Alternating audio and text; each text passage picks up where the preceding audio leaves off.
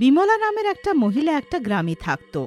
সে নিজের 12 বয়সের ছেলে রাজুর সাথে থাকত। তারা পরস্পরের জীবনের আশ্রয় ছিল। বিমলা লোকেদের ঘরে গিয়ে বাসন ধোয়ার কাজ করত, আর যা রোজগার করত সেটা দিয়ে ঘরের খরচ চালাতো আর রাজুর ফিস ভরত। রাজু, তাড়াতাড়ি তৈরি হয়ে যা, স্কুলের জন্য দেরি হয়ে যাচ্ছে যে। এই নে, এটা খেয়ে নে, আর শোন, ভালো করে পড়াশোনা করিস, ঠিক আছে? বাবা, তুই যদি পড়াশোনা করিস তবেই আমাদের জীবন শুধরবে, তাই তুই মন দিয়ে পরিশ্রম করিস, ঠিক আছে? এবার স্কুলে যা, নইলে পৌঁছোতে দেরি হয়ে যাবে যে। এবার রাজু স্কুলের জন্য বেরিয়ে যায়, আর বিমলা সরিতার ঘরে কাজ করতে চলে যায়। এসো বিমলা, তুমি যতক্ষণ আসো না ততক্ষণে আমার ঘরের কাজই শেষ হয় না। আচ্ছা শোনো, তুমি গিয়ে বাসন ধুয়ে দাও, ততক্ষণে আমি রান্না করে নিই। ঠিক আছে দিদি। তারপর বিমলা কাজ শেষ করে ঘরে চলে যায়। রাস্তায় রাজুর মাস্টারমশাইয়ের সাথে দেখা হয়। নমস্কার মাস্টারমশাই, কেমন আছেন?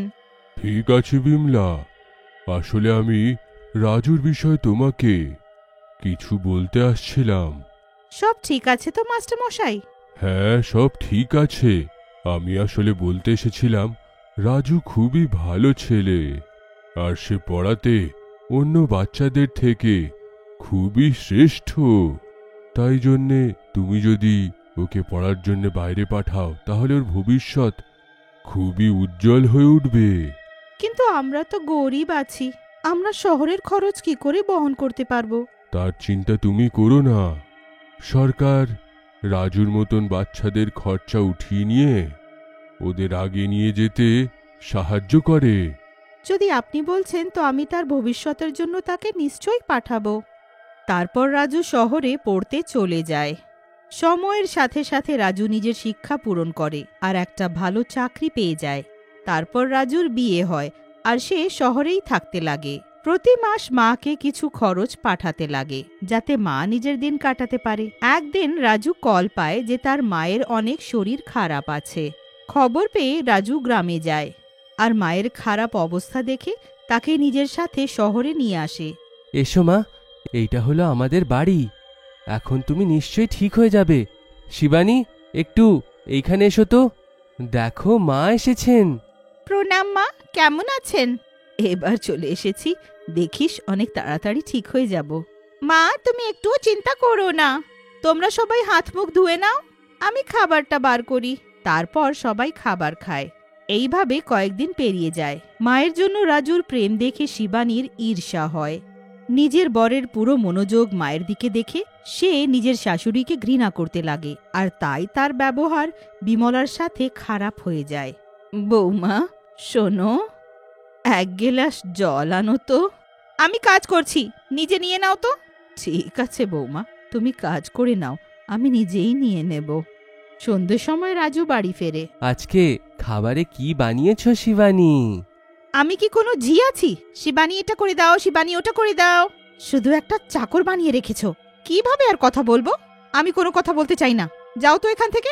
রাগ করো না। আচ্ছা বলো তো যে কি হয়েছে? কিছু হয়নি, খাবার দিয়ে দিয়েছি, গিয়ে খেয়ে নাও। শিবানীর ব্যবহার দেখে রাজু কিছুই বুঝতে পারে না। এইভাবে অনেকদিন পেরিয়ে যায়, আর একদিন হঠাৎ রাজুকে কোনো কাজের জন্য বাইরে যেতে হয়, শহর থেকে বাইরে। আচ্ছা শিবানী, শোনো তো, কালকে একটা দরকারি কাজে আমি বাইরে যাচ্ছি। তুমি একটু ঘরটা সামলে নিও, কিছু দরকার থাকলে আমাকে কল করে দিও, আর মাকে একটুখানি দেখো, বুঝলে? ঠিক আছে। রাজুর যাওয়ার পর শিবানী বিমলাকে অনেক বিরক্ত করে। বিরক্ত হয়ে শিবানী বিমলাকে একটা বৃদ্ধ আশ্রমে ছেড়ে চলে আসে। শোনো, নিজের ছেলেকে একটা ফোন করতে চাই। এখানে কারোর কাছে ফোন আছে কি? এখানে ফোনটা শুধু একটা লোকের কাছেই আছে, আর কোনো লাভ নেই। তুমি ভাবছো তোমার ছেলে এসে তোমাকে নিয়ে যাবে? আমরা সবাই এটাই ভাবতাম, কিন্তু এবার আমরা সবাই জানি যে এমন কিছুই হবে না। এইভাবে বলো না, আমার ছেলে বাইরে গেছে, ও তো জানেও না যে আমি এখানে আছি। ওটা শুধু তুমি ভাবো, ও গেছে যাতে তুমি জানতে না পারো। ও তোমাকে ঘর থেকে বার করতে চায়, তাই সে এই কাজটা নিজের বউ দিয়ে করেছে। দেখে নিও, তুমিও দেখবে, আমার ছেলে যেই জানতে পারবে যে আমি এখানে আছি, তো সে আমাকে নিতে নিশ্চয়ই আসবে। তারপর সবাই খাবার খেতে চলে যায়। কিন্তু খারাপ খাবার দেখে বিমলা ওখানকার লোককে বলে, আরে এইটা কেমন খাবার? কেন, হোটেলে নিয়ে আসবো নাকি তোমার জন্যে? খাবার আছে তো খা, না হলে যা এখান থেকে, আরো লোকেরাও আছে, জানা নেই কোথায় কোথায় থেকে এসে গেছে সব। বিমলা ওখান থেকে চলে যায় আর নিজের ঘরে বসে কাঁদতে লাগে। কেঁদো না, আর এটা খেয়ে নাও। খারাপ মনে করো না, কিন্তু এটাই সত্যি। আমরা সবাই এখানে বসে নিজের মৃত্যুর অপেক্ষা করছি। নিজের সন্তান যখন প্রতারণা করে তখন আর কারুর উপরে ভরসা করার ইচ্ছেই হয় না। কি জানি এসব কবে শেষ হবে। তুই চিন্তা করিস না, নে খেয়ে নে আর ঘুমিয়ে পড়। তারপর বিমলা ঘুমিয়ে যায়। এইভাবে দিন কাটে। চিকিৎসা থেমে যাবার কারণে বিমলা অসুস্থ হতে লাগে আর একদিন তার মৃত্যু ঘটে। কিন্তু নিজের সাথে হওয়া প্রতারণার কারণে সে একটা ডাইনি হয়ে যায়।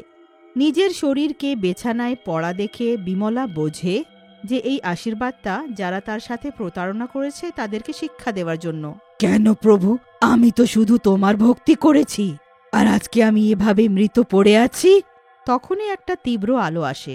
এই বরদান তুমি সেই জন্য পেয়েছ যাতে তুমি ওদেরকে শাস্তি দিতে পারো যারা তোমার সঙ্গে ভুল করেছে। যাও মা, নিজের প্রতিশোধ নাও তুমি। তোমার ছেলে কিচ্ছু করেনি, সে তো তোমাকে অনেক জায়গাতে খুঁজে বেড়াচ্ছে। যেরম হোক করেও সে তোমাকে ফিরিয়ে আনতে চায়। এই সব তোমার বৌমার কাণ্ড। তোমার আসার কারণে ওর অসুবিধা হতে শুরু হলো, আর সেই জন্যে রাজুর এইখানে না থাকার সুযোগ পেয়ে সে তোমাকে এইখানে পাঠিয়ে দিল।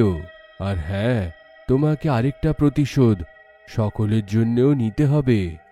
তোমার এইখানের রান্নি যে খাবারটাকে ভেজাল করে তোলে আর ভালো খাবারটা নিজের কাছে রেখে নেয়।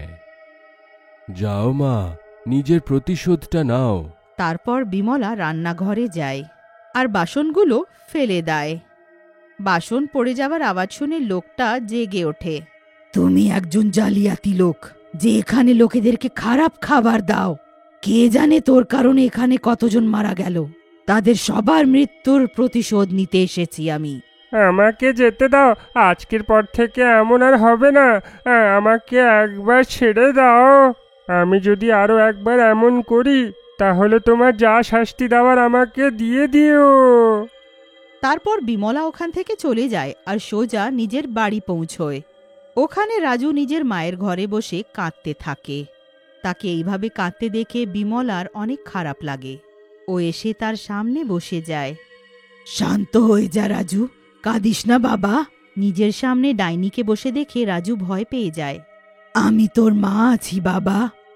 তারপর বিমলা রাজুকে সব বলে দেয়। পুরো কথাটা জেনে রাজু অনেক কাঁদে।